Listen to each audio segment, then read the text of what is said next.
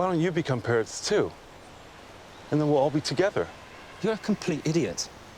Picking one of the few animals that can talk when you have a speech impediment. You'll lisp, even as an animal. As for you, they'll catch you and put you in a pot of boiling water until you die. And then they'll crack open your claws with a tool, like pliers, and they'll suck out what little flesh you have with their mouths. You're pathetic, both of you. I'm not going to be turned into some animal. I'll come and visit you, though, with my partner. When we're walking together in some park, or when we're swimming in the sea, or when we're on one of our trips.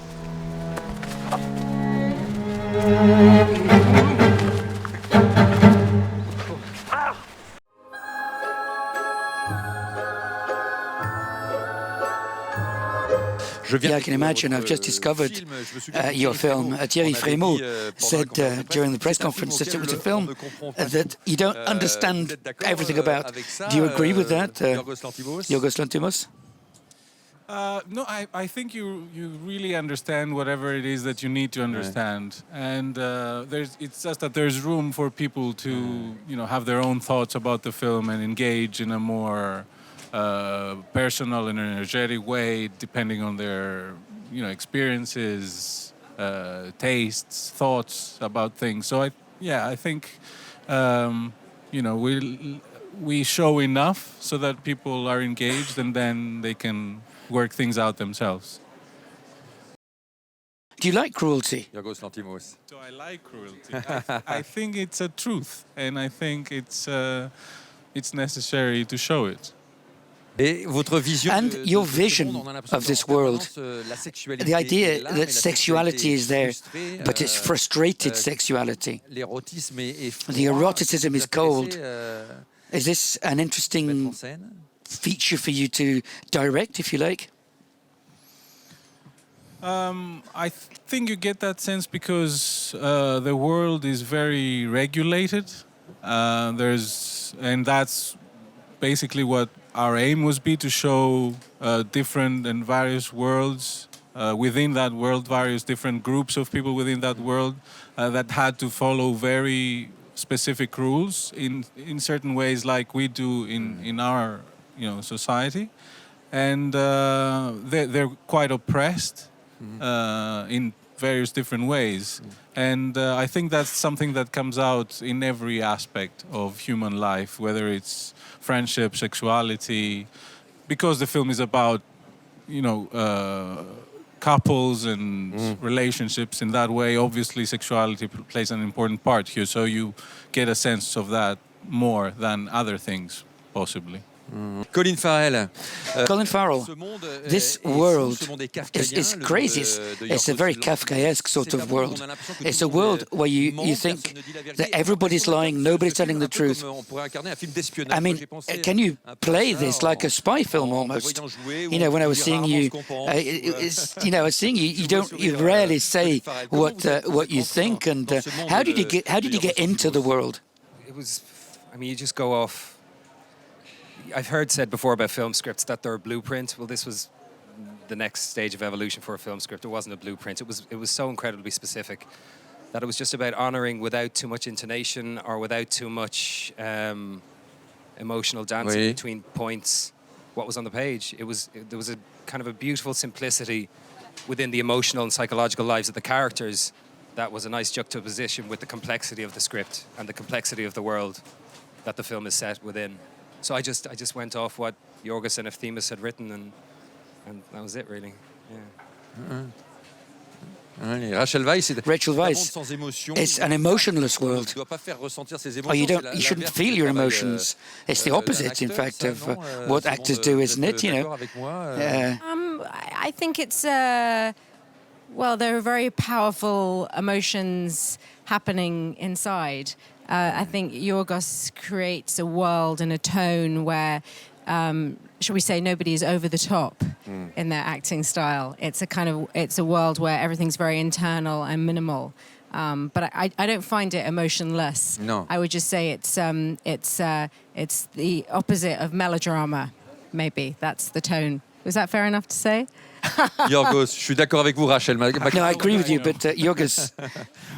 Yes, I think actually there is a lot of melodrama. It's just the story is quite melodramatic. What happens in the Not the story acting. is but the tone of the film is probably different. There's a juxtaposition between various tones. I mean, the music is very sentimental in some ways and very dramatic. You know, there's the voiceover. There's all these elements, I think, that create a lot of emotion, but it's not like, the actors need to do that in a certain way. I think it happens from within all the elements in the film.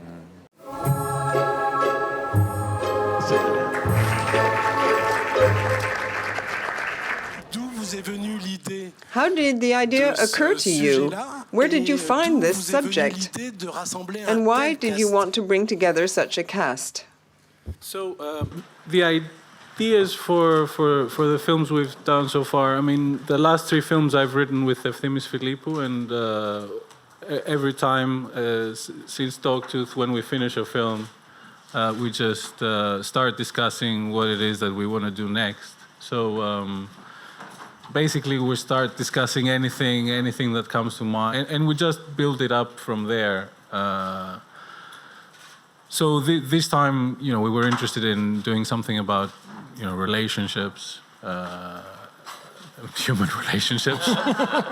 I guess like every time, but in a more romantic way, let's say. So we just worked together and build up a film like that. And you asked about the cast. I mean, yes. I was just when we decided to make this film in English. And why did you decide to make it in English? I just thought that it was, after having made 3 films in Greece, that it was time to do something different and progress in certain ways. I mean, it is quite limited how you can make films in Greece. So I moved to England 4 years ago with the goal of starting making English language films. When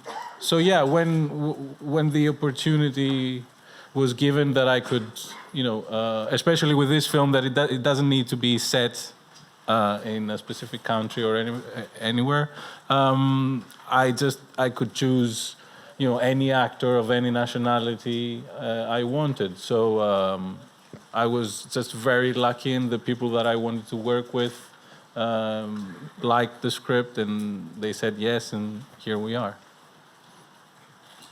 What you see in the film here is an extreme representation of relationships, but does it tell a deeper truth about how much pressure we feel to have relationships in society? Is there too much pressure sometimes?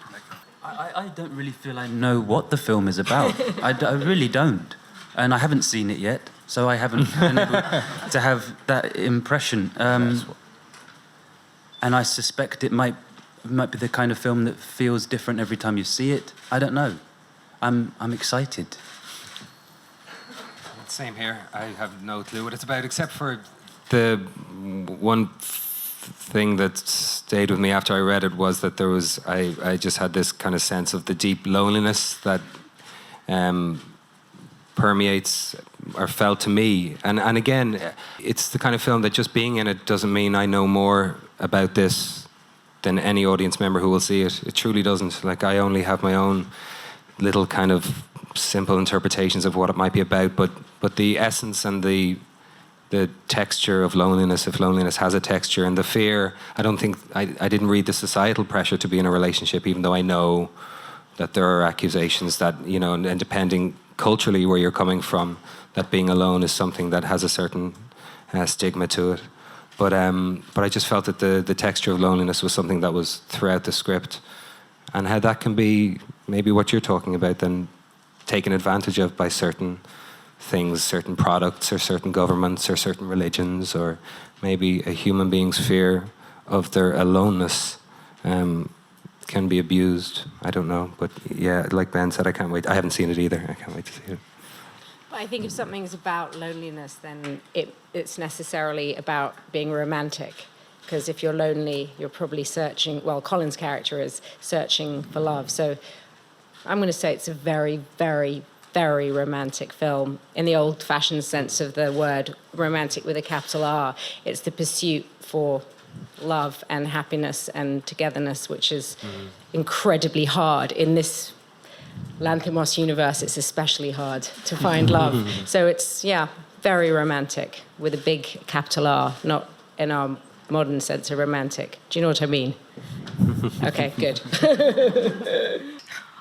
Would you rather join the loners and, you know, forget about love, but do all the great activities like listening to electronic music, or you would, you know, go to the hotel with a chance of finding someone you will love? I think I would be a loner, but I would cheat. I would be secretly having an affair in the forest because I could not stay in that hotel. That was difficult even in real life to be in that place for that long, as beautiful as it was. I started to feel like an asylum after a couple weeks. Les autres acteurs? What would you choose, a loner, couple, hotel? A loner, like you. Colin? I'd probably give the hotel a go. Do you know what I mean? Knowing that the forest is just this side of the horizon and I can always make a break for it. You know. Okay. But John would probably see me in the forest before too long. Rachel? Well, I would definitely do what my character and Colin's character did, which would be to be neither and relieve and go to the town. And I don't know what it's going to be like in the town if we get there, but I would choose neither the hotel. I would rebel from both cults. We had to be very careful in the beginning not to mix up "I love you more than anything in the world" with "watch out, we're in danger." When we raise our left arm, it means "I want to dance in your arms." When we make a fist and put it behind our backs, it means "let's fuck." The code grew and grew as time went by, and within a few weeks, we could talk about almost anything without even opening our mouths.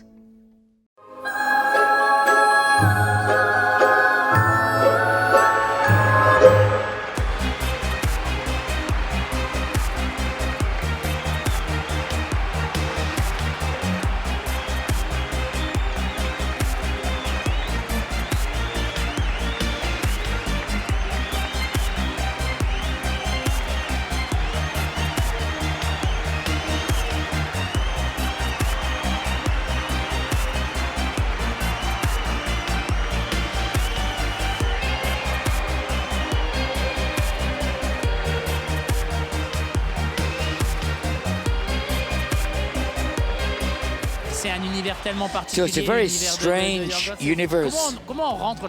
How do you get into this? How do you get into this world? You've got to be totally submissive to the imagination. Crazy movie. It is. And it's great that it exists in the world now. It's wonderful. And if you have to transform into an animal, which one would it be? I'd be an eagle or something. I'd like to fly, I think. Not bad. I had said a seagull. Yeah, me too. I said the same. Did you? Yeah. Maybe I'll see you. We'll have a drink. Someday. We'll fly with pants on people.